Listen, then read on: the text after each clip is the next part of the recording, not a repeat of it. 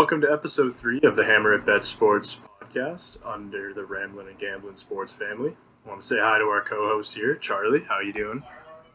I'm doing pretty good. How about you? I'm all right. Looks like you're back in your setup in Waterloo. Yeah, I'm back at school. Nice. Back at school. And our returning guest, Kyle. How have you been, man? Seems like you haven't talked in forever. Not bad. Just dealing with school, so been a little busy. How about you? Just hanging out, man. All right, guys. So just to kick it off this week, I think we're going to start with the NFL. The first game I want to look at was the Titans and the Texans. Derrick Henry decided to be a beast this week, rushing for 212 yards, leading his team to victory, and he reached 21.62 miles per hour. Given that he weighs 247 pounds, I could imagine it's fun trying to tackle a freight train. And Titans look good. They're 5-0, scored 31-plus points in 4 games this year. So what are your thoughts on the Titans this year, guys? Derrick Henry. You said it best. He's just a beast out there. He reminds me of Marshawn Lynch, just better, in all honesty. And Ryan Tannehill, he's putting up numbers equal to Patrick Mahomes. Like he's not the Dolphins guy he once was. He's proven he's a starting quarterback in this league. So I could see him going far. The Titans That's coaching now too. They look like they took a step forward from last year too. They looked kind of. I want to say they looked overmatched by the Chiefs, but I mean, if the defense can show up once in a while, the offense clearly has enough firepower. But again, this week, Deshaun Watson, great effort, but again, it wasn't enough, and the Houston Texans just looked like a dumpster fire. Just all around, the team's just not good. Like, he's a great quarterback, but the team's not good, and it's a team sport. So unfortunate for him that couldn't hold it out. 4 seconds left, right? My video kind of cut out a little bit there, so I wasn't sure if you guys already talked about it. 4 seconds left, and they can't hold on. Yeah, I mean, the Titans team looks legit. When you have enough composure to march down the field with a minute left, score a touchdown, get the job done. I mean, there's not much you can do about that. You don't go 5-0 to start the season by accident, right? No. Yeah, and all really close games, so it shows that they have that composure. It wasn't close against my Bills. Oh, except for that game. Yeah. All right, the next game I want to move on to is the Steelers and the Browns. The Steelers sent the Browns a nice message, and just showing that the Browns haven't really done anything actually worthwhile this year, apparently. No, I don't know. You kind of want them to be good because I feel like if they're good, it'd be an exciting team. No, you don't want to be good. You're a Steelers fan, but they have fun weapons, so you don't you kind of want to see them be explosive. But man, they just stink. I mean, it's the Browns. Ben Roethlisberger has not lost in Pittsburgh to the Browns in his entire career, and I get it. It's the Browns. But Ben's 38 years old. That's a long time to be beating the Browns every time at home. But the Steelers just looked better, and now you've got the one bad game, and all of a sudden David Njoku, of the tight end, is requesting a trade again from Cleveland. So it's just... Send him to Buffalo. We can use him in Buffalo. That is true. You know what the Browns remind me of? You know what the Browns remind me of? Is a shitty version of Baltimore. If they get out and they get a lead, they're fine. Like, they can just run the ball. They got Chubb, they got Hunt, but as soon as the game has to be in Baker's hands, they're screwed. They can't play from behind. They can't throw the ball. I mean, you have top tier receivers like Beckham and Landry, and I think if you're one or both of those guys, I think you have to consider asking for a trade. Yeah, probably. I think the funny thing with them is they play similar to the Ravens in terms of they can't play from behind. Yeah. But I think they're built to be like the Chiefs. They're built to be that explosive offense with tons of weapons. They just aren't. It's just... They're like a poor man's Chiefs. I really do like what Kevin Stefanski's done. Like, he's made them that kind of ground and pound mentality, but they just can't throw the ball. Well, that's like what going into their game against the Cowboys, Colin Cowherd said, if Baker doesn't have to throw it that much, they'll win the game. And they ran the ball for 300 yards and they won the game. So, I don't know. He's solid when he doesn't have to throw too much. When Just let him manage the game. If the team has a good defense, like, I don't know. Don't ask him to do too much. If the other team they're facing has a good defense, Baker's not winning you the game.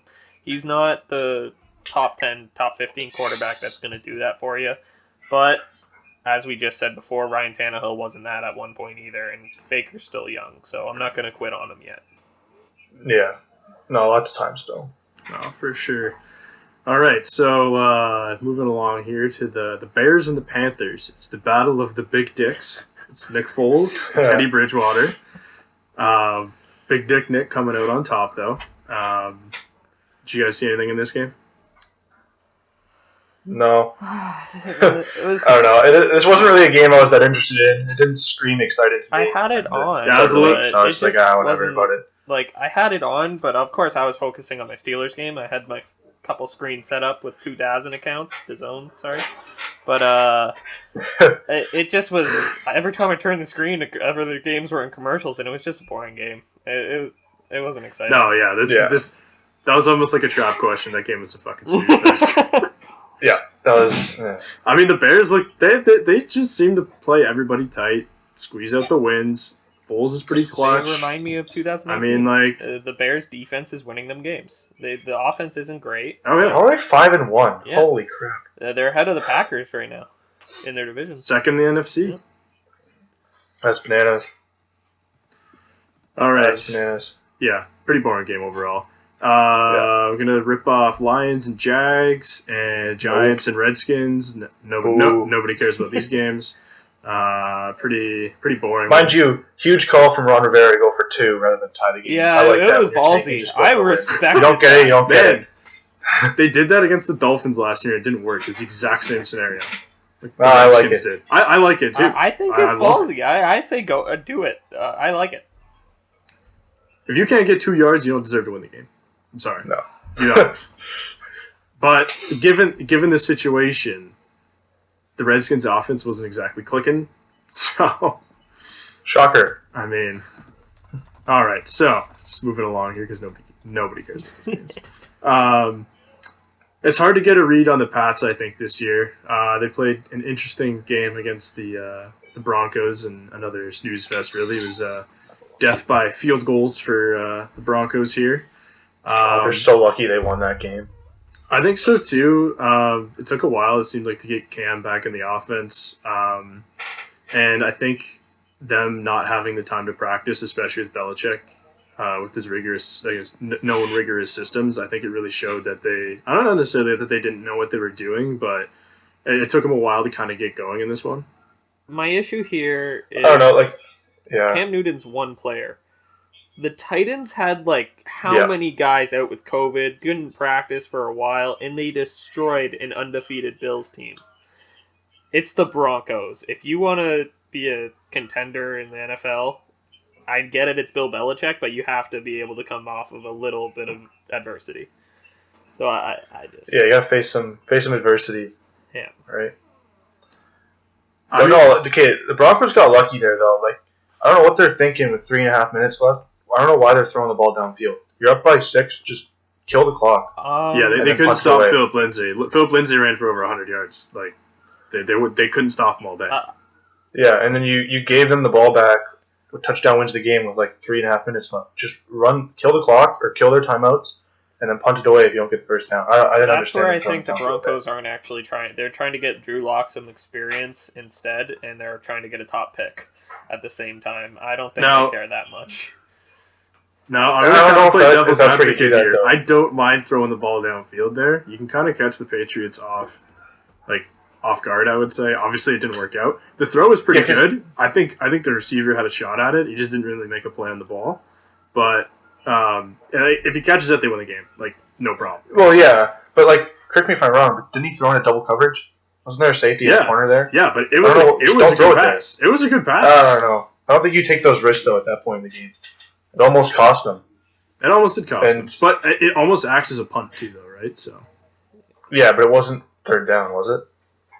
I don't know. I don't think so, though. Yeah, I think you just want to kill the 40 seconds off the clock as the priority. Yeah, I don't know. Yeah. All right. So moving along here, the Cousins and the Vikings, they look terrible against this Atlanta Falcons defense that couldn't really stop a cold or a blowing leaf or a snail on the football field before this game. 3 first half interceptions, and the Vikings are probably done this year. Yeah, they suck. I mean, I was surprised Falcons didn't blow the lead. Yeah. I'm not gonna lie. Even Atlanta's baseball team can blow 3-1 series leads. So I mean, Yeah. it's Kirk Cousins. It's just what he does. He has a good year, and then he just falls off a cliff, and then he'll probably be on another team in 2 years and do great for a year, and then yeah, he's not a top quarterback. It's funny you brought up the Braves. Teams in the championship series, like the one before the World Series, were 28-3 with a 2-0 lead in the championship series. So it was written in the stars. I just got that now. Well, delayed there. Jesus. I had to think. I was like, fucking 28-3. What is that? Oh. Written in the stars for the Braves, unfortunately. Feel bad for them. All right, yeah, the Vikings are terrible. It's surprising because they have Cook and they have Thielen and Jefferson. Cook was out. No, I mean just in general though. Like they're 1-4 Cook in the lineup. These guys are getting some pretty good production, but it's obviously just not the wins there. So there's a lot of garbage time in that. So I think taking away maybe Stephon Diggs was right because having 2 wide receivers who are number ones on your team is going to make any quarterback look better. Like they're going to get open. That is true. Justin Jefferson is legit, man. He is. That is true. I will admit that. But he's like 7th in fantasy points. Really? So like that's going up to say a lot. At wide receiver. Dang, I didn't know he was that high. Yeah, exactly. All right, so we'll move on to the Ravens and the Eagles. Ravens had a pretty nice lead throughout the game. Almost blew it in the last 4 minutes of the fourth quarter. What do you guys think about this game? The Ravens? Made me feel good. They pissed me off. They blew 2 bets. Yeah, I guess it makes you feel good. I mean, the Ravens still won, but they blew 2 bets. The Eagles, really? Like, if that, it makes me feel good because don't get me wrong, I'm still not high on the Steelers like Tony Romo is, but I think. I can't believe you're not high on your 5-0 Steelers. They will disappoint me at some point. Ben's gonna get injured. Something's gonna happen. If we have to rely on Mason Rudolph again, we're done. And I'm not giving myself hope. Yeah, I mean, I was high on my Bills, and I got so disappointed the last 2 weeks. You should have heard me last night. I was screaming and swearing for the whole week. I've been high on the Bills, too. That was my screw it pick of the week 2 weeks ago. I had the Bills winning the Super Bowl. All right, we can move on to the Bills here. Chiefs beat him in the Monday night by 9. The Chiefs showed that they can just run the ball against the Bills. To me, the Bills are no longer a great team this year, but they're a good team. If the game next week against the Jets is even close, I think there's time to be concerned about the Bills, though. Yep, they have sucked defensively most of the season. Even in the wins, the Chiefs only scored 26 points. They've been averaging like 29, but I think it's more in the fashion in which they did it. They did whatever they wanted on offense, just marching up the field, taking 10-minute drives, keeping the offense off the field, and it was just so frustrating to watch. Like, you couldn't stop anything up the middle. The weather really didn't help either, and Josh Allen's horrible completion percentage in his career, pretty sure the worst in the league since before he was drafted. That weather doesn't help. It's funny you mentioned the weather because I feel like the Bills would be better suited for the weather than Kansas City, just based on especially Josh Allen their playing conditions over the last few years. He went to college in Wyoming. Yeah, I mean, used to this weather. Like he's played the last. It was just rain, right? Yeah, but it's rain. It's a little windy. It's cold. No, I know, but my point is it rains everywhere. It doesn't just rain. Yeah. Oh yeah, no, I get that, but I'm talking like temperature wise. But Kansas City doesn't get a ton of rain. It's more or less just cold there. So I think that's a situation. Yeah, no. Oh, for sure. Oh, for sure. Realistically, I couldn't have been mad. I should have expected them to lose, but it's just the way it happened. they were dropping balls. There were some bad throws from the offense. Fucking Didn't Josh Allen can't start stop like anything on 2-8? defense. They need to figure something out. Yeah, he started out really bad, but to be fair to him, he had like John Brown took a ball off the face. Beasley had one in his hands that he dropped. There were just some bad drops too, so it kind of goes both ways. It's not just him there. Yeah, that's fair. All right, we'll move on from the Bills here. I actually want to bring up the Dolphins and the Jets. This game was never close, but that's not the point. Bombshell dropped today that Tua Tagovailoa is going to be the starting quarterback after the bye week. Now, this comes as really shocking to me. Fitzpatrick was playing pretty good. They're 3-3. Nobody thought the 6 Dolphins weeks. would be 3-3. They're trending in the right direction. I understand they just beat the Jets, which isn't really that big of an accomplishment, but A like shutout. the Dolphins are second in the division. They're ahead of the Patriots. Yeah. And nobody had them there. Yeah, no, I don't like that call. I think, don't get me wrong, like when Tua went back to where he took his first snap, and that was really cool. I respect that. That's someone taking in the moment.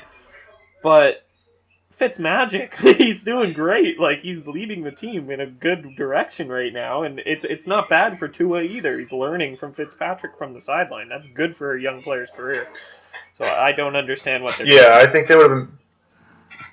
Yeah, I think they would have been better off just keeping him off to the side for now and just letting him learn. And the thing is, too, like I guess it's a good situation for them to do this. Like, Fitzpatrick's not gonna be like screaming and shouting that he lost his job. He's just gonna be a team guy because that's kind of who he is. But I don't know. It's not the call I would have made. I would have let him have a year to learn a little more. Okay, but do you really think you could win with Fitzpatrick back there? No, but do you think you can win with Tua this year either? You don't know. You haven't seen any. But you haven't seen him in the game.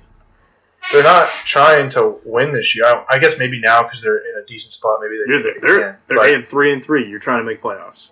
Yeah, I guess that's fair. Extra team in there. You 8-8 is probably going to get you in a playoff spot. Where are they now in the standings? I'll pull it up. They're I don't know. I know they're second in the AFC East. But they're not in a wild card spot. They have a bye. They're one game back, but it's early still. So like, I don't really. They're on a bye week this week. Yeah, they play. Yeah, then they play the Rams. So I get it. You give them an extra day of prep, but that Rams defense could the eat team you you up. want to give him his first game against? You want I guess Aaron play Donald him against the Jets, if anything. are you putting? You're going to put Tua in, who's coming off a huge injury that almost ended his career, and the first game you're going to throw him in is against Aaron Donald. Isn't that what they did with Alex Smith? I'll pass on that one, but yeah, but that wasn't by design. Mind you, if the Dolphins kind of come with the same game plan as the Niners did this week against the Rams, I think they'll be absolutely fine. Just because, like this week with the Niners, I guess we're going to kind of segue into that. Jimmy got the ball out of his hands really quick. They just pounded the run game. If you throw the ball within 2 seconds, they're not going to sack the quarterback. Yeah. But I think like weren't two his strong suits, like his mobility in and around the pocket. And the deep making ball. plays take longer and throwing it. That's why I kind of wish. I don't know. I would have waited the extra week. I wish they would have gone with what the Eagles are kind of doing with Jalen Hurts. They're bringing him in for a few snaps here and there. They're still giving him some time, but like they're not playing him the whole game. So he's still learning, while also learning off of Carson Wentz, for example. And I know the Eagles aren't the greatest I agree. person, but I do like what they're doing for a young quarterback there.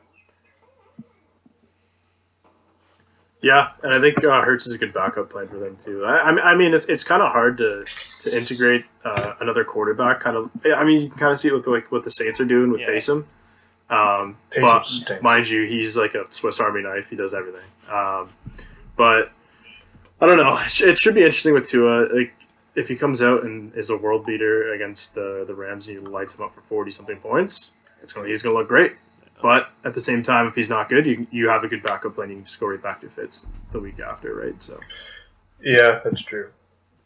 All right. Going to move on to probably the marquee matchup of the week, Green Bay and Tampa Bay, the Battle of the Bays, if you would.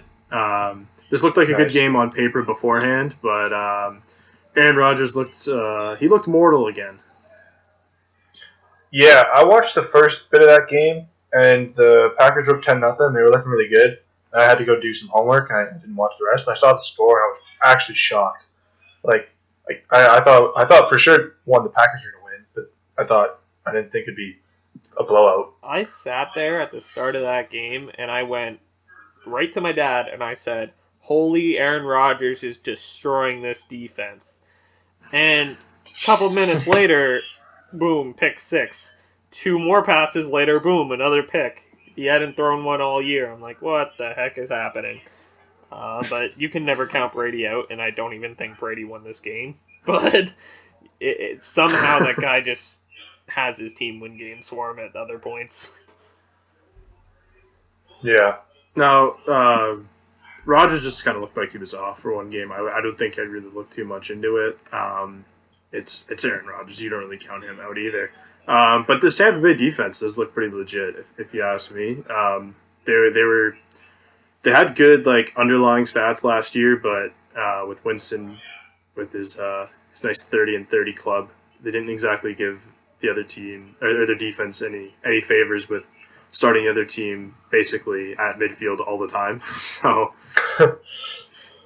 I mean, I think that was the big worry for me too. I'd say the defense came to play. The big worry for me going into this season for Tampa Bay was their offense is amazing, but their defense has not shown much. But now the defense is showing more to me than the offense, which is kind of... I know it's been a lot of injuries, but other than Ronald Jones, he's kind of... Yeah, 100 yards in 3 consecutive games. Can't complain about that. For sure. All right, and we'll go to the Cardinals and the Cowboys, the original Monday Nighter. Could you imagine thinking the Cowboys had a chance here? Not without Dak, no. Actually imagine picking the Cowboys. I can't believe that line. Oh my god, I was so mad when I saw that. Can't believe that the line was favoring the Cowboys at kickoff. This was the easiest bet of all time. Put my house on that. Are you kidding me? That's wow. The amount of people trusting Andy fucking Dalton out there. There's a reason he didn't get a starting gig. I don't necessarily even he played bad. I don't think he's bad. I just can't believe people thought the Cowboys as a team were going to win. They're 2-3 going into this week. They barely beat the Giants with Dak. Yeah. And you're clearly downgrading at quarterback, and they're going against the Cardinals, who are actually good. I don't know. I can't believe that people thought the Cowboys were going to win. Did you see the funny thing is... You continue, sorry? Sorry, go ahead. I would say the funny thing is the Cardinals, Kyler Murray did not play that good. He really didn't. He was missing throws, but he used his legs. Hopkins had 2 catches. Yeah, but here's the crazy thing. The Cowboys just suck on defense. So even if Kyler does not play his best game, doesn't matter. It clearly shows. They had 38 points yesterday, and he threw 9 for 24. Baker get 49 against them? So... Yeah, exactly. The Cowboys players came in and complained about the coaching staff. If your players are out there doing I don't know how you do that. You're not going to win. It's... Okay, but last year was Jason Garrett's fault. This year it's Mike McCarthy's fault. But can you really, Jason Garrett's won Coach of the Year and Mike McCarthy's won a Super Bowl. I think at some point you got to say, maybe our players aren't good enough. Oh, I don't think the defense is good. Mike McCarthy's weird just because I think he's a little bit of a dinosaur and he's saying, he's going to change to analytics and all blah, blah, blah, blah, blah, which means he probably isn't. But he's just somebody that Jerry Jones can kind of manipulate and doesn't really have to be the face. Whereas all the heat was on Jason Garrett for how many, 3 seasons? But yeah, at this point you got to start questioning. I guess you have to start questioning the players. But because I guess the coach is different, but it's kind of the same result, if not worse. So I think you need to look defensively too. The offense puts up insane numbers, and you still lose. So I don't know. Yeah, I guess definitely got to give credit to the Cardinals this week. They played some pretty good defense. I mean, they had their hands on the football with Zeke. Mind you, he's got to take better care of the football, but they made some good plays to get some picks too. Can't discredit their playmaking. Okay, so here's a stat for you for the NFL. Once each week this season, a team has overcome a deficit by 16 or more points. This is the first time in NFL history this has happened through 6 weeks. And the Colts made sure of it this week against the Bengals. Bengals jumped out to a fast early lead, and I thought, oh, Phillip Rivers is terrible.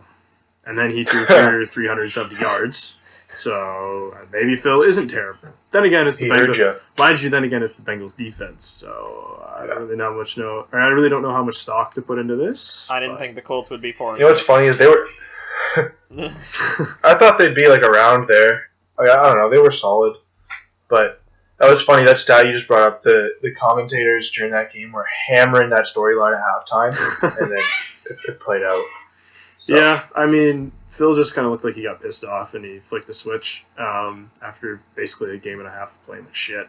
Clearly, he still does have it a little bit, but I think this team is really good outside of their quarterback. But I don't think they can win with Phil. That's where you wonder, should they have brought Phil in? I don't know. Because if anything, you want a really bad quarterback, and then you draft someone good. But now they're in this position where Phil's not a bad quarterback. He's going to get you a couple wins, but he's on the back nine of his career, though. I think they were going for like a 9-7, 10-6 type season where your defense kind of carries you and your offense is serviceable. I think that's what their plan was. Mind you, they lost Marlon Mack too, which didn't help. Yeah, for sure. But Jonathan Taylor's been good on fantasy. He's been doing pretty good. Oh, I know, but imagine he had... If I didn't play Derrick Henry this week... Imagine if he had both, though.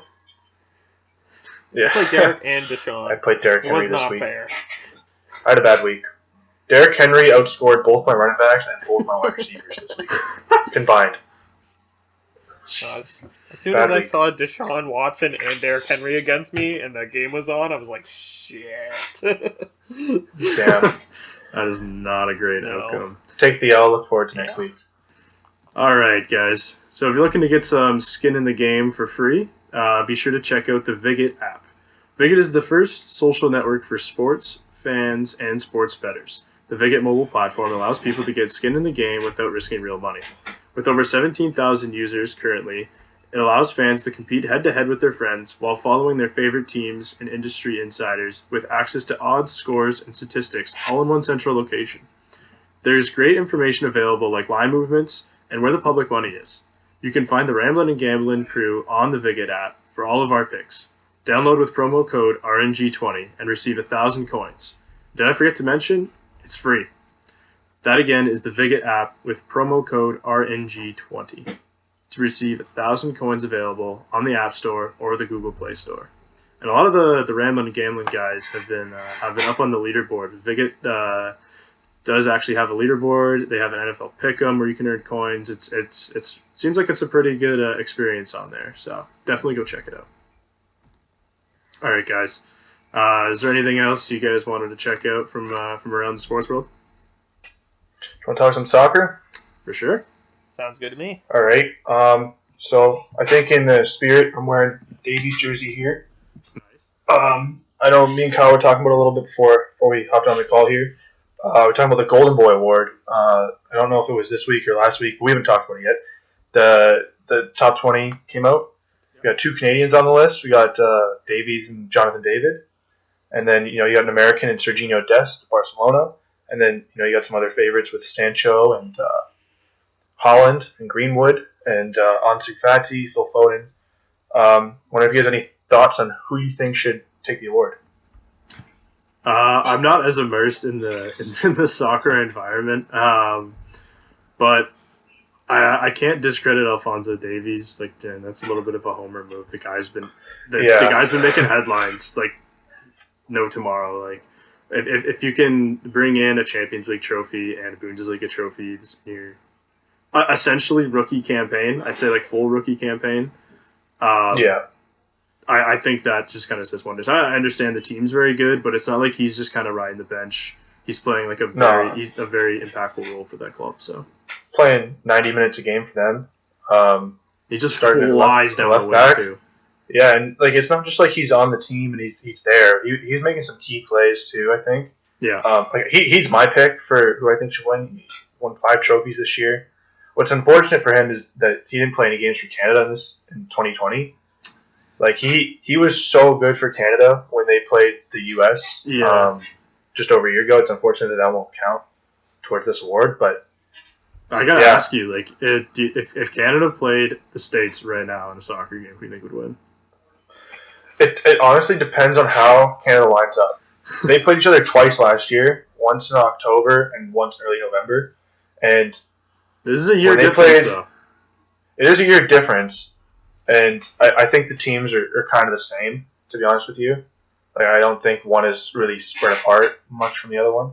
But Canada played like a 4-4-2 with like a very tight midfield, and it worked really well. And they had Davies and David up top. And I was at that game, and you could tell every time Davies or David was on the ball in the box, American defenders just didn't know what to do. Mm-hmm. And then when they went down to Orlando to play, they played Davies at left back, and I don't know, they just kind of lacked the creativity going forward because it's just like, yeah, he plays left back for Bayern, but he's one of your most creative, best attacking players. He's your best. You put him up top. So, like, I think if they lined up in what they did in Toronto, I think Canada would probably, I don't know, it would be close. I think Canada could win again, though. Might be biased because I'm Canadian, but, you know. That's fair. Did you guys see anything you liked the Champions League today? Yeah, man, you won. We actually won a game. Great.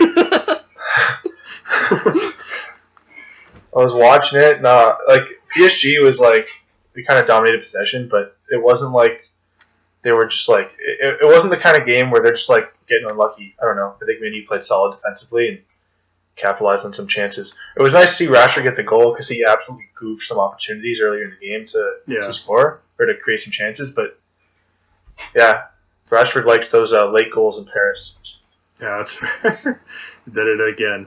I was kind of surprised by Lazio beating Dortmund 3-1. I mean, I understand Dortmund's been kind of on the slump lately, but it seems like a big result for Lazio, especially with Immobile scoring against his old team.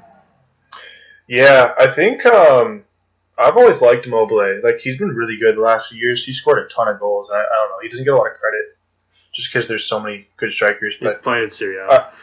I would assume that Dortmund was probably favored in that game, but I wouldn't necessarily be surprised that Lazio won. Yeah, that's fair. And it was in Italy too, so Dortmund's traveling. But yeah, I don't really know if travel means that much for champions. I guess it does mean a lot for champions. It means a little bit because they're not used to leaving the country, right? Like, but Italy to Germany close. Is not far. To be honest with you, I don't know where Dortmund is in Germany, and I don't know where Lazio is in Italy, so I don't know how far it is. I still don't think it's that far. I could see if you're traveling from like France to like Moscow. Yeah, that's different. But like, just like, I can't imagine it was any longer than 3 hours. Yeah, there wasn't really, other than that today, there wasn't a whole lot went on. Like, Juventus won, but they weren't playing their full team. Like, Ronaldo didn't play. Yeah. Chelsea tied 0-0 with Sevilla, so that's a bit of that's kind of surprising to me. I was surprised there wasn't more goals. I'm surprised there's not more goals in the Chelsea-Sevilla game, to be honest. Chelsea's back end has been brutal. But they've been scoring. Exactly. So. Like, they haven't showed the chemistry. Obviously, it's going to take them time with all the guys they got. I thought they'd start showing it, but, like, no goals at all. Like, that kind of got me. I like Sevilla as, like, an upset kind of spot for them. Just because Chelsea's been kind of rocky this year. I actually did like Club Brugge against Zenit this morning as well in the early game. And they won. So I mean, I was surprised Zenit was such a high favorite. Like I don't think the RPL and the Brugge plays in the Belgian league, right? I don't think they're that much of like a difference in like quality, I guess. So I was surprised that they're such heavy underdogs. Yeah, I don't know. Like, I don't really know much about Bruges. Zenit's like always kind of in and around. They're usually consistent. So I'm not surprised they were favored. But I'm surprised they were favored by so much. Yeah, I can definitely agree to that. And then Barcelona dummied who they were playing. I don't even know what country the team is from. But they won 5. They won 5. I saw that they were playing them today. I had no idea. Yeah, I don't know. Oh, that's expected. Messi broke he broke some record today, didn't he? Yeah, he's the first player to score in 16 straight Champions League seasons. Yeah, it doesn't surprise me. He's going to break a record every other game at this point. Yeah. We got some good games tomorrow. I don't know if this will be out by the time the games are played, but got Ajax Liverpool Bayern, Atletico, and Inter and Mönchengladbach, and Man City and Porto are all kind of good games tomorrow. So Atletico game is going to be good. Yeah, I'm excited for that Atletico's one. got a good club. They got a good squad. Yeah, They're always I'm excited to play against. I'll be Yeah. done my exam at that point. I like so I'm watching happy Bayern about play. that. I'll actually be able to watch it. Liverpool Bayern's gonna be interesting too because Liverpool's got no Van Dijk now, so Yeah, we'll see how they react to that because he's huge for them. The way they play, they need their center backs to be really solid, and I don't know if Joel Matip's gonna cut it. You're not going to get Joel Matip to be Van Dijk. Nobody in No. the world could be Van Dijk. I think he's the best there is, but No, it's gonna take a team effort to Yeah. replace what he does, but we'll see what happens. Yeah, and them having to travel to the Netherlands as well. I don't like that either. I think that's a good upset spot for Ajax, especially this is their first game without. No, this isn't their first game without Van Dijk, but like basically, oh no, it is their first game without Van Dijk, right? Yeah, he got hurt in the Everton game, so he would have left, and they would have played a little bit without him. But Yeah, I think they're gonna be first angry. game. Yeah, they're gonna be angry though coming out of that game. They probably would have thought they deserved to win that against Everton, so they might be playing with a little bit of a chip on their shoulder going into this game. Yeah, that's fair. We shall see. By I the time this is out, people will know. So I think Atalanta is kind of in that same spot too against the Danish side here. I don't know how to pronounce it. Michelin, yeah, sure. Michelin, not Michelin. That's a tire company. Michelin man. Yeah. I think that game's probably going to be high scoring. Atalanta got their shit pumped last game, and Atalanta's good offensively. I like Atalanta. They're great to watch play. They just score a shit ton of goals and don't care about Great defense. to bet on. Yeah, Just hammer those overs. but yeah. Other than that, guys. I think that's it for me for soccer. Premier League was cool this weekend. I think you can't not talk about, just mention the World Series. First game's tonight, Dodgers and the Rays. I think it's going to be a great matchup. But the only thing I could see going, not necessarily wrong here, but I think the Dodgers are very heavily favored for a good reason. The Dodgers are basically the Rays on steroids. So I'm picking the Rays here. I want the Tampa Bay. Like you hear of New York and Boston and LA. They're a sports city. You don't usually think of Tampa Bay as a big sports city. So 2 championships in 1 2-month period would be great. Yeah, we got the hat out too. I'm definitely rooting for the Rays just because like their payroll is too. like $28 million and the Dodgers is $107 million. Holy shit! But the guy who like kind of orchestrated how the Rays do their basically, I'd say like roster acquisition and construct their roster. He left them in 2014 for the Dodgers, so he's kind of implemented those systems into the Dodgers now. So they have a very good analytics team. So, but he actually has like a budget to work with now and with the Dodgers. So the Rays have always been like kind of competitive under that kind of system. They make very questionable moves, but manage to find guys who are just unreal, and then they just offload them for basically the same thing. And when they leave Tampa, they play like shit. So, I mean, I don't doubt Tampa has a chance here. They look like they're kind of running out of steam against Houston. That's the only kind of concern I have. But both series went 7 games, so I don't think either team has like an edge in terms of like a health or fatigue. I don't know much about baseball. I watch it. I'm not good at predicting things. But I want Tampa to win because I want to see another boat parade, and that's my only stake in the whole World Series. Yeah, another Tampa LA chance here for a team to pick up a second championship in about a couple weeks here. So definitely interesting times for those 2 cities. Yeah. And for the love of arrogant sports fans, I hope it's Tampa wins. Yeah. Can't argue that. All right, guys, what do we got here? I do have I one think question for you. How you feel about Joe Thornton? Yeah. Oh yeah. Oh yeah. Thought Joe about that. Thornton signed with the Leafs for 1 year, $700K. I didn't really like his comments about saying how they're ready. He wants to win a cup and needs to win now. no, Just he kinda needs to showing win a cup. He doesn't believe in the Sharks this year, which is understandable. I think the Leafs are more in a position to make a run at things. Just based on their roster construction compared to the Sharks. The Sharks kind of need everything to go right for them this year in order to take a run at things. But I don't know, I think he's going to slot well into that lineup. I can't really blame him, to be honest.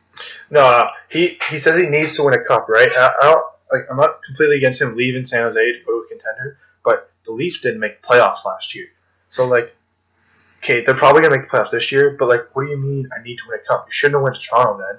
You should have went to Colorado or something. Yeah. I would have liked them in come on, Pittsburgh. man.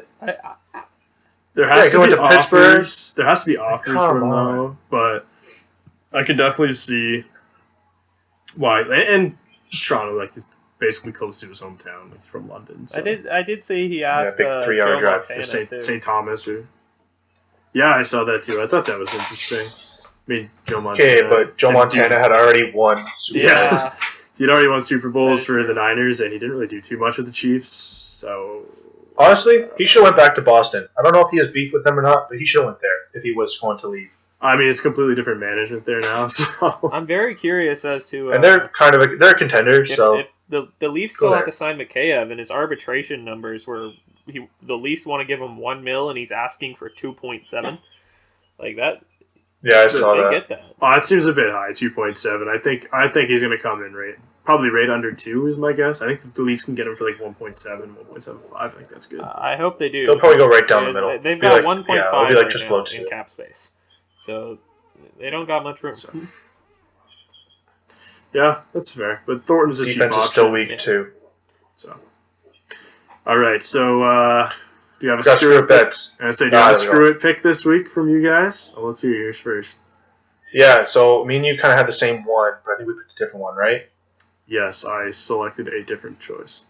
Yeah. So the one we had that was the same, that was definitely heavy recency bias, but we're going to take it anyways. I didn't even see what the odds were on this, but Man U winning Champions League. It's funny. I had that before the game today. Oh, And really? It was 27. It was 27 to 1. I think you can find it as like probably a little bit higher, probably about 30 to 1 before today's game at least. I don't know if that's really going to change too much, but Yeah, wait till they lose I a liked dumb Man. game and then I liked Man U just because they could. Like a lot of the time they can field basically the best midfield in Europe at times. close to it, but not there yet. Basically close to it. They have a good scoring punch. If Ole Gunnar Solskjaer, Ole Gunnar Solskjaer. yeah, him. If he can get it kind of figured out at the back, I think this team can really do some damage. Just especially because some clubs often, I wouldn't say they don't care about Champions League, but if they have a tight schedule and the league games might matter a little bit more, I think Man U can take advantage of that. Just based on some of their midfield and striker depth, but. I think at 27 to 1, that's a ton of value just based on how good this team can actually play. Yeah, and like once you get to the knockout stage, anyone can win. Yeah. It's Exactly. like not anyone can win, but like anyone can win a round and keep going. You know. So yeah, but my other screw it pick, because we both had the same one, was I was looking at some odds, and I don't know how much of a screw it is because it very well could happen. I think the Bills at minus 20 this week, and you get that around 2.6 or 7 for that line, because they come off 2 losses and the Jets suck, and I'm just expecting them to come out absolutely firing. minus 20. Minus Wow. 20. That's- The line's 13, so it's not like a huge difference. It's a touchdown, but 20 is a that's lot my- to give, though. I think Screw that's it. good.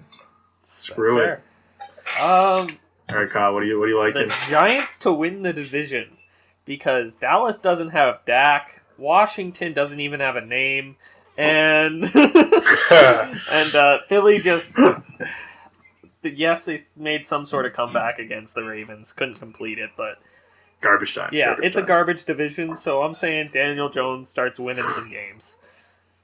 Danny Dimes. Hey, if they beat the Eagles this week, they actually put themselves in really good shape. Most likely, with Dalton at quarterback for Dallas, they might be in first by the end of this week. That's Yeah. true. that kind of Alright. steps on my football team winning the division. Screw it, pick. Hey, if one of them win, that's Hey, you probably bet both of them and get positive money if one wins, right? oh yeah, I Literally. would think so. Definitely over 2 to 1. All right, mine is going to be. I'm sticking with the big dick theme. We're going to take Teddy Bridgewater and the Panthers to beat the Saints this week. They're going to I mean, I thought 7.5 is a little bit too much to give. The Panthers have been playing pretty well. They could potentially have Christian McCaffrey back this week. They're, like I said, 7.5 point underdogs. I think that's ridiculous because the Saints are eking out wins and have been very vulnerable to losing games here. So I think the Panthers actually have a better chance than that to with an upset win here. I would like to see Bridgewater beat his old team. I'd actually really like to see that too. Yeah, revenge game. I forgot about that, actually. All right, guys. It's been quite the pleasure as always. And until next week on Tuesday, be sure to follow us on Instagram and Twitter at HammerItBets. Be sure to leave a like or a comment below if you like this video. All right. Thank you. We'll be right back.